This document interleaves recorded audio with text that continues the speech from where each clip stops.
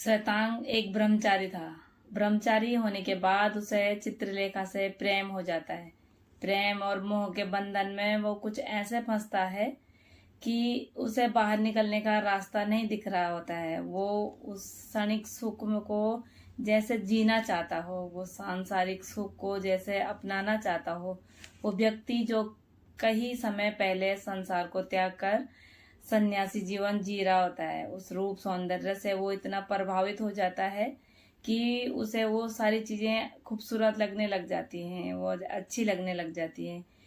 थोड़े समय के बाद जब चित्रलेखा उसे रास्ता दिखाती है, चित्रलेखा एक ऐसी नर्तिका है जो एक महान आत्मा भी है, और जब उसे ऐसा लगता है कि ये पथ भ्रष्ट हो रहा है तो वो उसे रास्ता दिखाने की कोशिश करती है।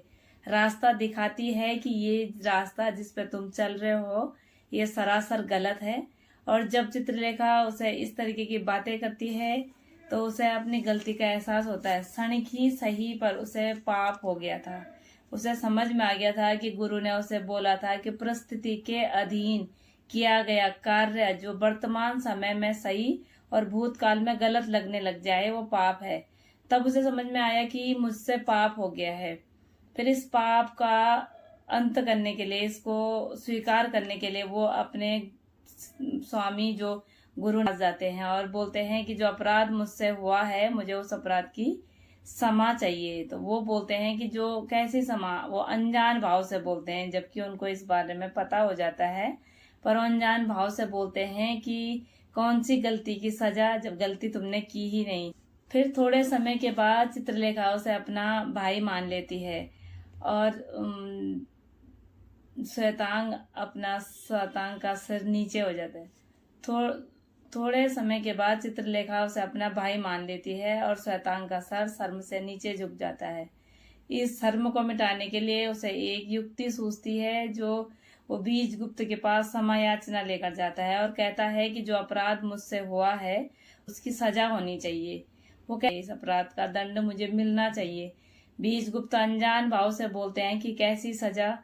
फिर वो उन्हें बताते हैं कि चाहे क्षण भर के लिए सही मुझसे अपराध हो गया है कि मैंने अपनी स्वामी से प्रेम करने की गलती कर दी है। बीजगुप्त बोलते हैं कि आज नर्तिका ने तुम्हें एक पाठ पढ़ाया है, एक शिक्षा दी है, जो गुरु ने तुम्हें उस शिक्षा के लिए यहाँ भेजा था। उन्हें महसूस हो गया था कि परिस्थिति के अधीन मुझसे ऐसा हो गया है जो नहीं होना चाहिए था।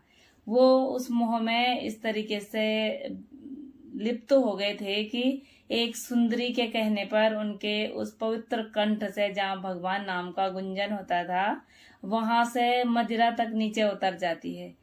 इस बात को बाद में वो बहुत ग्लानि महसूस करता है। और एक ब्रह्मचारी जिसको पता है कि संयम क्या है, जीवन में संयम का कितना महत्व है, संयम में सुख शांति है, वही उस संयम के विरोधी मदिरा का पान करने पर फिर विवश हो स्त्री में प्रेम ढूंढने लगा था और मदिरा आग्रह से स्वीकार करने लगा था।